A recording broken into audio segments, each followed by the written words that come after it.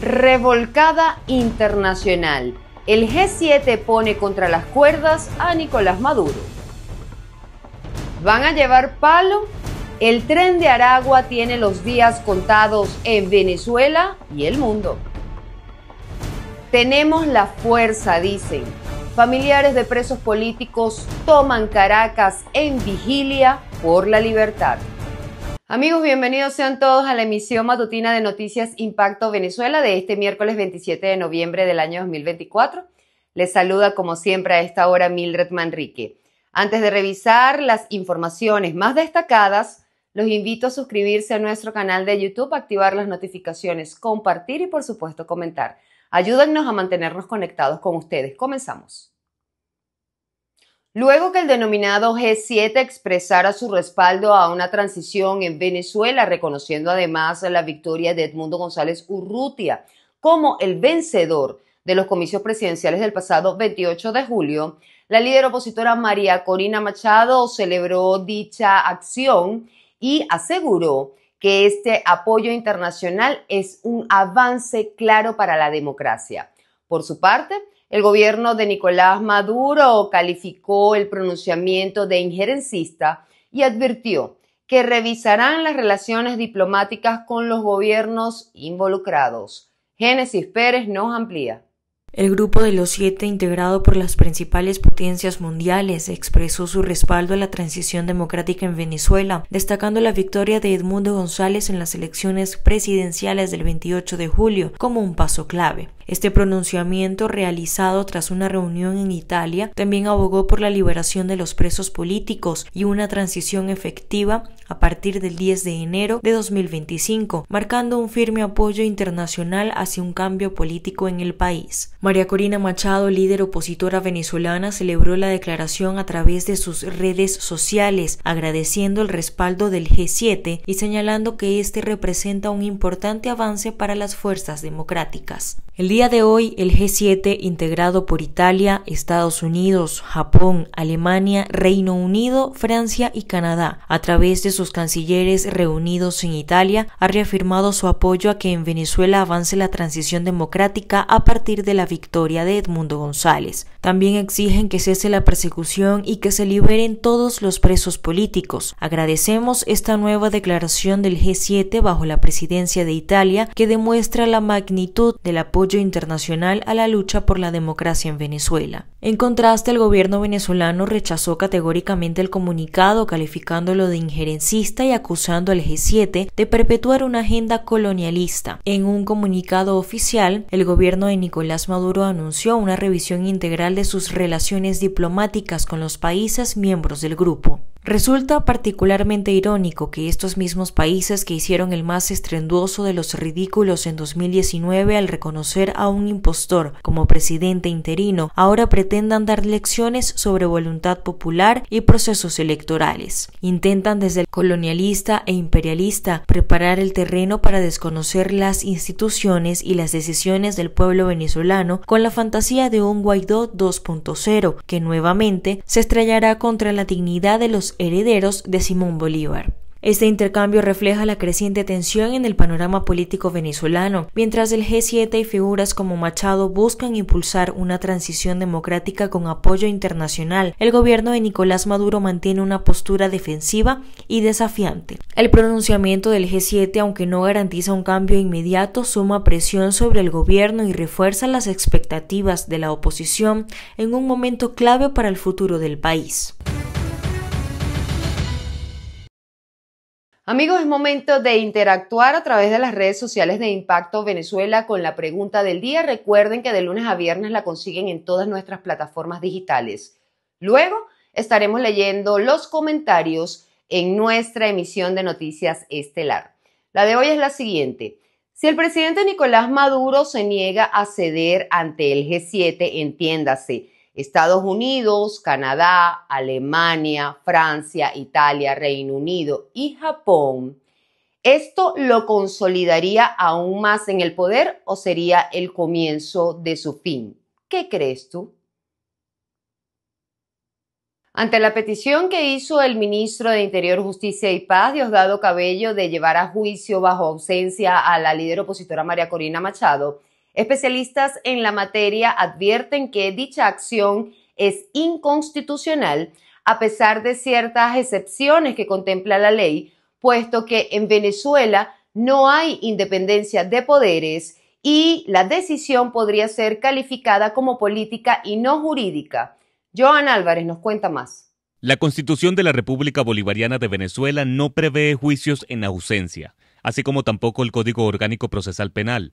Sin embargo, algunas modificaciones que se le han hecho durante los últimos años establece excepciones con base a una negativa del imputado a presentarse y ser escuchado en un tribunal, un escenario al que no ha sido sometida aún María Corina Machado, a quien no se le ha citado previamente, por lo que la petición de Diosdado Cabello, por demás de ser inconstitucional, deja expuesta la dependencia del Poder Judicial a las decisiones de la cúpula gobernante.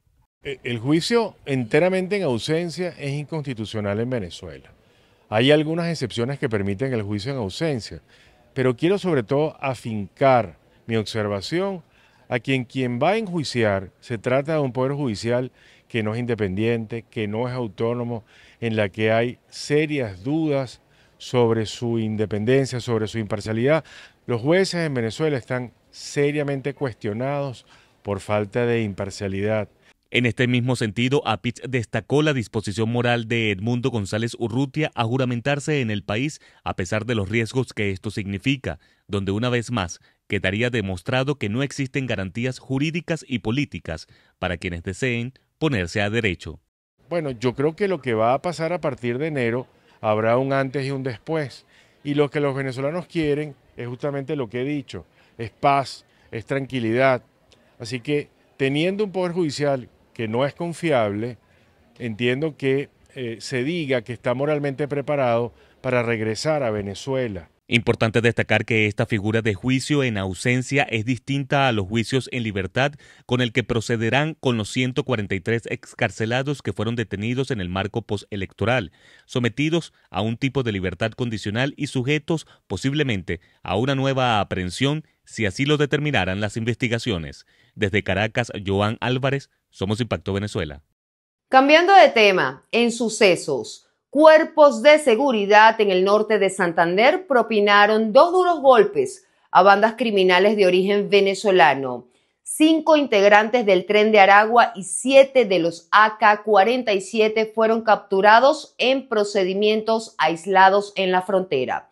Por supuesto, del lado de Venezuela, el ministro de Interior, Justicia y Paz también se pronunció al asegurar o prometer que en el 2025 acabará con todas estas organizaciones delictivas y que van a llevar palo de su parte. Marina Glot con el reporte. Amigos de Impacto Venezuela, para muchos el AK-47 se engatilló y el Tren de Aragua se descarriló. Pero más bien pareciera que los miembros de estas peligrosas bandas se reproducen. Los 5 del Tren de Aragua fueron capturados gracias a la Operación Urdaneta, dedicados al robo, sicariato y extorsión, mediante videos amenazantes, mientras que los 7 de los AK-47 fueron capturados gracias a la operación con ese mismo nombre, fase 2. Se dedicaban al tráfico y a las muertes por encargo, en su mayoría venezolanos. Con eso logran esclarecer 11 hechos de homicidio. Los capturados se fueron imputados en el marco de la Operación Santa Marta fase 2. Como les decía, esclareció 11 homicidios en estos 4 meses. Se logra establecer que esta estructura delincuencial sería responsable de al menos 12 hechos violentos que afectaron la vida e integridad de 14 personas. Lo que le decía, 11 homicidios, pero afectación en 14 personas, lo que tiene que ver contra tentativas de homicidio también. En Venezuela, los cuerpos de seguridad también ejercen presión contra el Tren de Aragua y otras bandas criminales que intentan exportar la criminalidad. Desde el año 2017, además del Tren de Aragua, han sido desmantelados o severamente golpeadas al menos 10 bandas. Entre ellas se encuentran las del Coqui, la de Wilmer Bachiller, la del Conas, la de Carlos Capas, la de Eduardo Delicia, la de El Gigi Boscán y la de Wilexis. Entre estas bandas hay 242 detenidos, 187 órdenes de aprehensión, 35 condenados y 113 alertas rojas solicitadas que se suman a los del 3 de Aragua. Saab destacó que en Colombia se detuvo a Jason Comino, líder del Tren de Aragua, gracias a la orden de captura emitida por el Ministerio Público. Marine Glot, Somos Impacto Venezuela. Revisamos otras informaciones relevantes en Impacto en 60 segundos. Convocan para este 1 de diciembre una vigilia para exigir la liberación de los presos políticos. A través de la red social X, el Comando con Venezuela convocó a la gran vigilia este 1 de diciembre en la ciudad de Caracas para exigir justicia y la pronta liberación de todos los presos políticos. La convocatoria indica que el 10 de enero es ya y que deben construir la fuerza que necesitan para ese momento. Asimismo, venezolanos en otros países, como por ejemplo en Colombia, se sumarán a esta vigilia. Asamblea Nacional difirió la discusión de la Ley Libertador Simón Bolívar. El Parlamento venezolano difirió este martes la segunda discusión del proyecto de Ley Orgánica Libertador Simón Bolívar contra el bloqueo imperialista, en vista de las numerosas modificaciones en la redacción del texto legislativo. La discusión de la misma continuará este jueves 28 de noviembre en sesión ordinaria del Parlamento. Cabe destacar que la revisión del proyecto apenas llegó al 7º de 20 artículos. Maduro ocupa el penúltimo lugar del ranking de popularidad de mandatarios sudamericanos. Según el ranking de CB Consultora, empresa especializada en el estudio del clima social y la proyección de escenarios electorales, el presidente venezolano Nicolás Maduro es el penúltimo menos popular. Solo está por delante de su homóloga peruana Dina Boluarte, que se ubica en el último puesto, mientras que el presidente de Uruguay, Luis Lacalle Pou, quien finaliza su mandato en marzo de 2025, es el gobernante sudamericano mejor valorado. ¿Quieren mantenerse bien informados? Visiten www.impactovenezuela.com y nuestras redes sociales @ImpactoVE. Muchísimas gracias por acompañarme cada día en el noticiero de todos los venezolanos. Hasta aquí nuestra emisión matutina. Soy Mildred Manrique. Hasta la próxima.